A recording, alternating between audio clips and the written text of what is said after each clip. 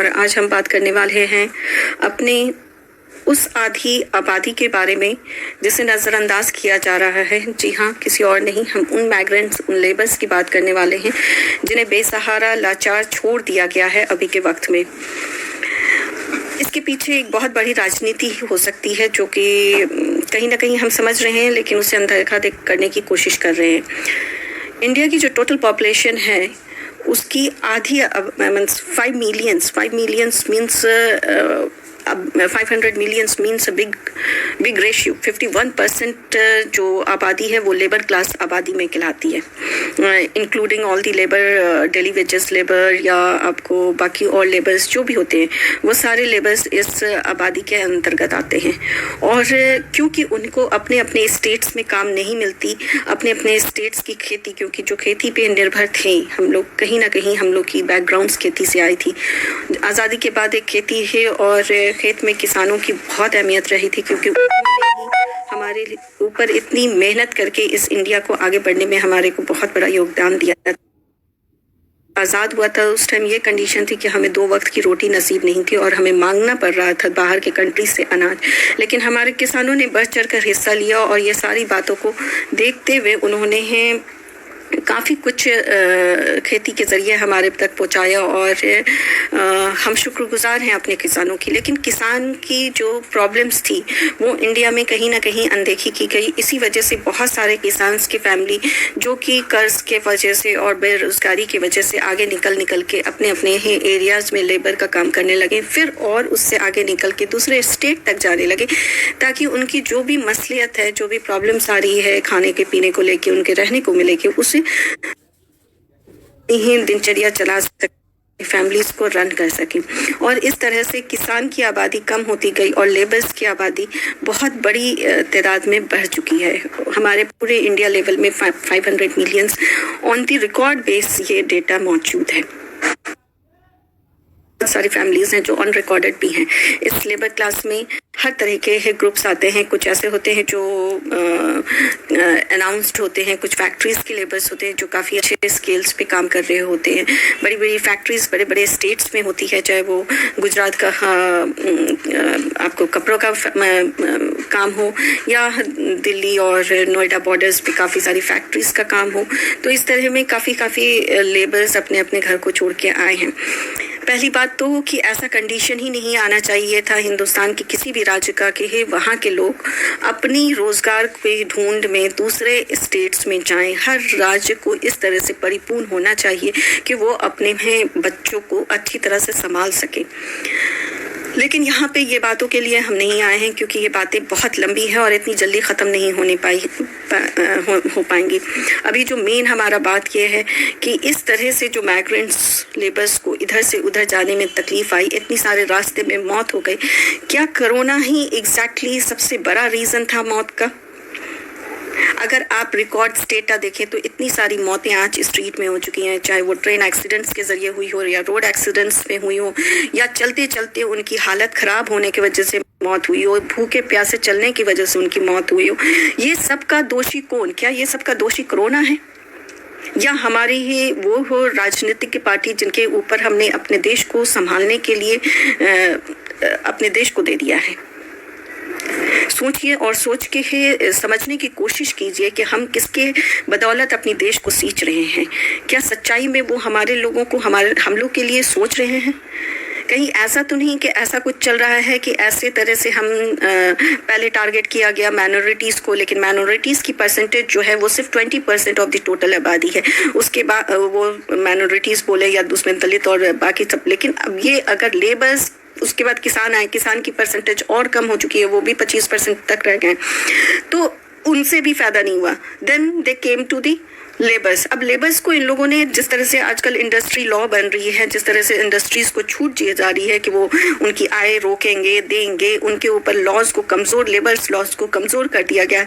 क्या वजूद रह जाएगी? क्या इसके पीछे क्या राजनीति चल रही है? क्या आधी आबादी को ख़त्म करने की बात हो रही है ताकि सिर्फ बड़े राजनीतिज्ञ लोग राज कर सके हिंदुस्तान में? क्या उनकी सुनने वाली, आवाज़ सुनने वाली कोई ही बैठी नहीं है? हम लोग चुपचाप से देख रहे हैं, हम लोग इतनी सारी अनाउंसमेंट सुन रहे हैं, आज तक किसी अनाउंसमेंट का लाभ आपको डायरेक्ट क्यों नहीं हुआ?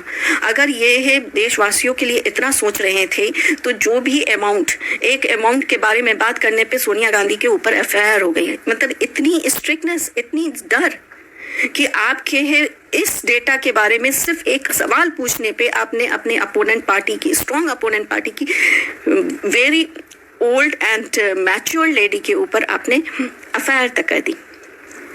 तो सोच लीजिए ना कि जो इंसान इतनी डर में जी रहा हो कि हमसे कोई सवाल ना करे, हमारे पे अंकुश न लगाए, वो इंसान के अगर दिल में होता कि हम सही मानों में इस देशवासियों के लिए कुछ करना चाहते, तो क्या हमारे माइग्रेंट लेबर्स को इस तरह की प्रॉब्लम देखनी पड़ती? आज 20 लाख करोड़ के अनाउंसमेंट किया, लेकिन क्या वो 20 लाख करोड़ आपको दिया जा रहा है? नहीं, 20 लाख करोड़ का लोन दिया जाएगा, यानी उसकी कर इंटरेस्ट रेट को कम करके आपको एक कर दिया जाएगा ताकि आप और मजबूती से गवर्नमेंट के कंट्रोल में आ सके, आपसे और ज्यादा वसूला जा सके। जबकि वो अमाउंट WHO की तरफ से और बाकी ही लोगों की तरफ से इमदाद के तौर पे दिया गया है ताकि लोगों को वो डिस्ट्रीब्यूट किया जा सके, जो लोग गरीब है, जो मजबूर है, उसका फायदा उठा सके। लेकिन हमारी गवर्नमेंट उस इमदाद को भी लोन के तौर पे दूसरों को देने की बात कर रही है। पैकेज अनाउंस करने के बाद क्या ये पैकेज का कोई भी डेटा हम लोग तक पहुंच पाएगा? इतनी सारी, इनफैक्ट उन्हीं की पुरानी भाषण निकाल के अगर हम लोग देख ले तो उनकी भाषणों में उन्होंने कहा है कि बहुत सारे लोग पैकेज का अनाउंसमेंट करते हैं लेकिन पैकेज दिखती नहीं। आज वही जुमला उन पे ही फिट बैठता है। क्या गलत होता कि अगर आपने इतने सारे अकाउंट्स खुलवाए थे, उस अकाउंट्स में आप कुछ नहीं तो 50-50 हजार भी अपने जितने भी लेबर ग्रुप्स थे उनके अकाउंट्स में डाल देते। 50 भी छोड़िए, आप 10-10 हजार भी डाल देते तो बहुत शुक्र होता आपका। लेकिन आपने वो भी नहीं किया, उनको उनके हाल पे छोड़ दिया। और जब लगा कि अब ये केस ज्यादा बढ़ गया है तो बीच बीच में आप शगुफा छोड़ते रहे कि हम ये कर रहे हैं, हम वो कर रहे हैं।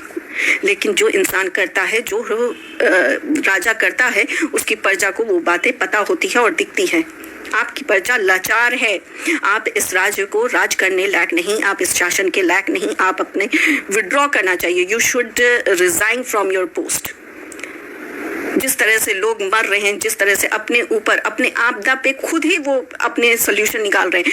सरकार कुछ नहीं की, लोग अपने अपने घरों से निकल के एक दूसरे की मदद के लिए आ गए। इतनी तकलीफ नहीं देखी गई कि हर एक इंसान जो कि एक ठेले पे सब्जी तक बेचता है, वो भी ये सोच के निकल गया कि शायद ये सब्जी दूसरे घर की में जब जाए तो शायद वो लोग कुछ खा पाए, शायद वो 3 दिन से भूखे होंगे, मेरी सब्जी खा के जिंदा रह पाए। पूरे इंडिया के हर एक लोग, हर एक इंसान अपने जानते कुछ ना कुछ डोनेट कर रहा है, कुछ ना कुछ करने की कोशिश कर रहा है। लेकिन सरकार की तरफ से नीतियां, पैकेज, अनाउंसमेंट, दैट्स इट। अभी हमें वक्त है सीखने की, क्योंकि इलेक्शन आएगा अभी बंगाल में तो आगे दूसरे जगह में, और वक्त आ चुका है दिखाने का। तो आज बस मैं अपने लोगों से, अपने भाइयों से, अपनी बहनों से सबसे यही कहना चाहती हूँ कि बुरे वक्त को कभी भूलना नहीं। ये सितम जो तुम पे किया गया है, इसके निशान को कभी मिटने मत देना। हर बार जब तुम मेरे सामने कोई खड़ा हो कि हम आपके मदद के लिए आगे आएंगे, उसे जब निशान लग रहा था मेरे साथ, तुम लोग नहीं मेरे साथ खड़े थे, तुम लोग तमाशाईन बन के हमारा तमाशा बनते हुए देख रहे थे, हमारी बेचारगी की मजाक उड़ा रहे थे। कल इस्तेमाल करना है और पूरे देश भर में दिखाना है कि सच्चाई को हमको जिताना है। हमें वो लोगों को आगे बढ़ाना है जो लोग हमारे लिए आज सोचते हैं, चाहे वो किसी पार्टी के हों चाहे नहीं हो। हमेशा से मैं ये कहते आ रही हूँ, पार्टी के बैकग्राउंड को देख के अगर किसी को वोट दीजिएगा तो पार्टी आपके पीछे नहीं आएगी, क्योंकि पार्टी उस बंदे से अपना चंदा लेगी, उससे अपना डोनेशन लेगी, और वो बंदा फिर उस डोनेशन को पूरा करने के लिए आपकी खिंचाई करेगा, आपसे खींचेगा। इसीलिए आप भूखे मारे जाएंगे। इसी दिन के लिए बोला जाता है कि एक अच्छे शासक को ढूंढो, एक अच्छे इंसान को अपने ऊपर बनाओ, जो अपनी भूख को मिटाने के लिए नहीं, तुम्हारी भूख को मिटाने के लिए काम करे, तुम्हारे लिए सोचे, अपने घर को बढ़ने के लिए नहीं। आज जो ये बेबसी हो रही है, हर जगह तिल हो रहा है इंसान, ये कोरोना की वजह से नहीं हो रहा, ये कोरोना की वजह से नहीं हो रहा। कोरोना तो एक वबा है जो चल रही है, पूरे दुनिया में चल रही है, लेकिन हमारी मैनेजमेंट, हमारी राजनीतिक पार्टियां फेल हुई हैं, बुरी तरह फेल हुई हैं। क्योंकि उनमें से किसी में भी इतनी नहीं सलाहियत थी कि वो खड़े होके अपने आप को साबित कर सके कि हमने सच्चाई की है, चाहे वो दिल्ली की पार्टी हो चाहे कहीं की पार्टी हो। खोखलेपन उनमें भी है, लेकिन चलो अंधे में काना राजा, ये मैं मानती हूँ। बस इतनी ही सी बातें रखनी है। और जब शक फेल होता है तो आवाम से आदमी उम्मीद लगाती है, और यही आवाम है जो आज तक थोड़े लोगों तक पहुंच सकी है। उनकी यही आवाम से मैं भी गुहार लगाऊंगी कि अपने जानते अपने लोकेलिटीज़ में जितने भी लोग जा रहे हैं, जितने भी माइग्रेंट्स या लेबर्स या जो भी लोग आपके आस पड़ोस में जा रहे हैं, उन तक पहुंचने की कोशिश कीजिए। शायद एक लफ्ज़, एक अल्फाज, एक आपका छोटा सा, बोलते हैं ना, एक छोटा सा चप्पल या आपका एक छोटा सा कपड़ा उनके लिए है, उनकी ज़िंदगी का सबब बन सकता है। तो हाथ बढ़ाइए, आगे बढ़िए और कोशिश कीजिए उन तक पहुंचने के लिए, उनकी बातों को समझने के लिए, उनकी तकलीफ़ों को हम कैसे दूर कर सकते हैं। और अपने अपने एरियाज़ में तिजारत खोलिए, यानी बिजनेस स्टार्ट कीजिए, ताकि हम दूसरे पे डिपेंड नहीं हो, दूसरी नौकरियों पे डिपेंड नहीं हो, और हम उन लोगों तक को भी नौकरी दे सके जो हमारे एरिया में शायद इस लॉकडाउन के पीरियड के बाद और ज़्यादा बेचारगी बढ़े, उसे थोड़ा ख़त्म हो सके और हमारा बिजनेस भी चले, उनका भी रोज़गार चल सके। इस तरह की कोशिश में हमें लगना है। हमें अपनी ही एक इंडिविजुअल तरीके से, एक पैरेलल से तरीके से सपोर्ट सिस्टम क्रिएट करने की ज़रूरत है, जिसमें ऑलरेडी हम लोग लगे हैं। सिस्टम हमें स्टैब्लिश करनी है, अपने अपने एरियाज़ में बिजनेस डेवलप करने हैं, अपने अपने तरीके से रोज़गार देने की कोशिश करनी है, और स्वदेशी सामान पे अहमियत देनी है। अपने किसान भाइयों की बात सुनी है, क्योंकि जिस देश में किसान और सैनिक कमज़ोर रहेगा और गरीब तबका आगे नहीं बढ़ेगा, जिस देश में किसान और सैनिक कमज़ोर रहेगा वो देश कभी आगे नहीं मजबूत नहीं बन सकता, और जिस देश में कमज़ोर तबका आगे नहीं बढ़ेगा उस देश में देश कभी आगे नहीं बढ़ सकता, क्योंकि जब कमज़ोर बढ़ेगा तब आप बढ़ेंगे। अगर मैं बढ़ूंगी सिर्फ अकेले तो मेरा नाम नहीं होगा, लेकिन अगर मेरे पीछे 100 ज़किया को मैं खड़ा करके आगे बढ़ा दूंगी तब मेरा नाम होगा। तो इंडिया में हमें वैसा नेता चाहिए जो हमारे को आगे बढ़ाने की बात करे, ना कि सिर्फ अपने को आगे बढ़ने की बात करे। हमें काफ़ी ज़्यादा उम्मीदें थी मोदी जी से, क्योंकि वो उस चीज़ों को सह कर आए हैं, वो उस गरीबी को देख के आए हैं, वो लाचारी को देख के आए हैं, वो बर्दाश्त किए हैं वो तिरस्कार जो आज दूसरे को वो दे रहे हैं। हमें उनसे और ज़्यादा उम्मीदें थी, क्योंकि बोलते हैं ना कि जो इंसान जिस चीज़ को बर्दाश्त करता है तो वो कोशिश करता है कि दूसरों की बातों को वो ज़्यादा अच्छे से बाखूबी तरीके से समझता है, लेकिन ऐसा नहीं हुआ। अफसोस की, बहुत बहुत अफसोस की बात है। ये उन लोगों में से हैं जो अच्छाई को देख के अपने बुराई को भूल जाते हैं। इसीलिए मैंने कहा कि अपने चोट को, अपने जख्म को हमेशा ताज़ा रखिएगा।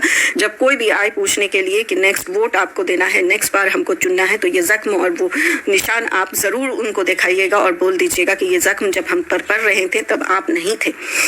और ये बात को आगे तक पहुंचाने की कोशिश कीजिए। हर तरह के चीज़ों से बच के रहिए। अभी के टाइम में अपनी सेफ्टी, अपने परिवार की सेफ्टी, अपने एरिया की सेफ्टी हर एक इंसान का दायित्व है। हमें इंतज़ार नहीं करना कि हमें सरकारी तंत्र से क्या सपोर्ट मिलेगा। हमें खुद ही अपने आप में, अपने समाज में जागरूकता फैलानी है, खुद ही अपने आप से आगे बढ़ के आना है। जितने भी मेरे मोमिन भाई हैं उनसे मेरा रिक्वेस्ट है कि ये ना सोचो कि तुम्हें मस्जिदों में जाने मना हो गया नमाज के लिए। ये सोचिए कि आपके लिए कितनी मुबारक बात है कि हर घर आज एक मस्जिद बन चुका है, हर घर में नमाज हो रही है और वो भी जमात हो रही है। आप कितनी खुशनसीबी हैं कि आप खुद इमामत कर रहे हैं, आप खुद अपने घरों में इमाम बन के नमाज पढ़ा रहे हैं। मेरे घर में मेरा छोटा बेटा नमाज पढ़ा रहा है, वो तराबी कंप्लीट करा रहा है। माशाल्लाह आज हमारे तराबी मुकम्मल हो जाएगी और मैं कोशिश करूँगी कि हमारे सब के लिए दुआ में अल्लाह ताला से दुआ करें कि वो पूरी तरह से इस तरह की वबा और ये परेशानियों को और आने वाली परेशानियों को, जो बहुत बड़ी आने वाली परेशानियां हैं, वो सब चीज़ के लिए कोई सल्यूशन और तरीका निकाल के हमारे जहन में भेजे, हमारे लिए मुश्किलों को आसान कर दें। और ईद की नमाज के लिए भी आप लोग घर में नमाज पढ़ें और बाज़ाब्ते जमात में पढ़ें और कोई एक इमामत करें माँ 6 ज़ायदों के साथ। जिस तरह से नमाज पढ़ी जाती है ईद की, आप लोग घर में पढ़ें। और एडवांस में बहुत बहुत ईद मुबारक। हम आपके शुक्रगुजार हैं कि आप लोग ने हमारी बातें सुनी और उम्मीद करते हैं कि इन बातों को आप आगे और भी लोगों तक और उन कमज़ोर लोगों तक भी पहुंचाएंगे जो लोग असल में इस बातों को सुनने के हकदार हैं। और अल्लाह हाफिज़, नमस्कार, सत श्री अकाल, खैर मकदम।